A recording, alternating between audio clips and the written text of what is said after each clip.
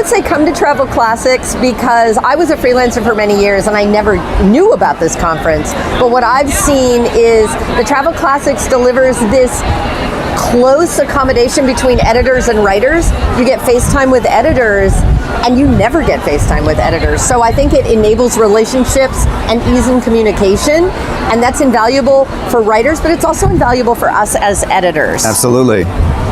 I would agree with everything she says, and I work in an environment where I don't work around other editors or writers other than the 7 people on our magazine.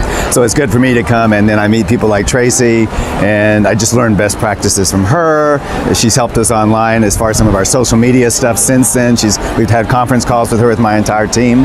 But also, I meet terrific writers here and assign all sorts of stories to these writers. They have terrific ideas. And it's always in a great location. This is another thing, Travel Classics is always in an editorial location. I mean, we're staying in a beautiful, just redone hotel. We're in Montreal in this case. They always take place in good places. So even for us, I think as editors, it's very refreshing to be in a place where we enjoy being out. It sort of inspires us for our own coverage. Absolutely. And gets us all thinking about destination, which is a great thing to be doing when we're meeting with writers. And plus, I've never been to Montreal, so it's introducing me to Montreal, a city that we probably should cover more. Yeah, bienvenue à Montreal, mon ami. Absolutely. George Stone, National Geographic Traveler. Why? You're a busy man. You're a busy guy. Exceedingly busy. You're a busy guy. So busy. Why do you take the time out of your busy schedule to come to Travel Classics? Because I get away from everyone at work. They don't know where I am. They don't know how much fun this is. I am with the people I love. I have great conversations about content. I remember that I love to tell stories. That's why I'm in this business. That I'm around people who love to tell stories. It comes down to the story. No matter what we do, all the time, we're talking with advertisers, we're talking with publishers, all these people who say it's about business, and it is. However, when that happens, you forget it is actually about stories, and it's about going places, discovering things, and this is a set of people, our people, who travel and love the world and tell stories, and they're excellent at it, and so it fills me up with energy and happiness, and I just try not to tell my bosses that it's so much fun. I'm like, oh my God, it's a really serious conference. Well, and don't forget Maren. Oh yeah, absolutely adore Maren. We have to put in a good word for Maren. I cannot wait from year to year to see what she's wearing, and because it's amazing. I loved her French last night. That was pretty spectacular. Very impressive French. I mean, she's the most gracious host. She's the most steadfast friend. Sometimes it can be 2 or 3 months before I respond to certain emails, and she always forgives me.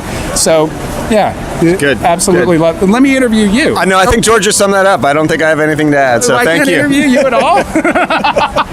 So this is my second Travel Classics, and I came back because the first one was so amazing. I met a lot of talented writers and actually assigned a bunch of them stories and have been working with several of them over the past year. So I'm excited to meet some new faces and hope to get lots of good story ideas from everybody attending Travel Classics Montreal. So this is my first Travel Classics, and it's, I think, a valuable experience because we work in the travel industry and we all want to know the world as best we can. I think the best way to do that is to talk to everyone who travels the world.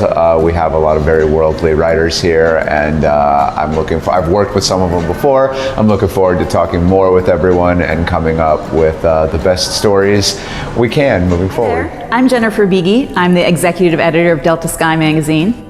And I'm Lorrie Lynch, and I am the feature director at AARP Media. We're here at Travel Classics in the Montreal. It's way fun, right? It has been a fantastic conference. Not only have we met some amazing writers, we've gotten to get back in touch with our little writer family and editor family and really see the city. And it really is a family. When you come to Travel Classics, let me tell you, you get to meet a lot of people, and it's like dinners and parties, and you see the best of any city that you're in. Here in Montreal, we've been in the Basilica, where we are right now. We were, what was the that place last observation night? tower. And the host committee has done an excellent job. Really kudos to them. It's been a smooth conference, and I think we're all going to be a little sad to go home, although we... Au revoir. Merci. Au revoir. Hi, I'm Jessen O'Brien. I'm the associate editor of Endless Vacation magazine. I'm Carey Polis. I'm the digital director at Bon Appetit. This is my third Travel Classics, and I keep coming back because it's such a great opportunity to really get to know people face to face. It's so hard in these days over email to really, understand who you're talking to, so it's such a wonderful opportunity to really get to know my writers. And this is my first Travel Classics, and it was just very exciting to meet people kind of outside of who we normally work with and who we normally hire as freelancers, and meeting people who have specialties in different locations.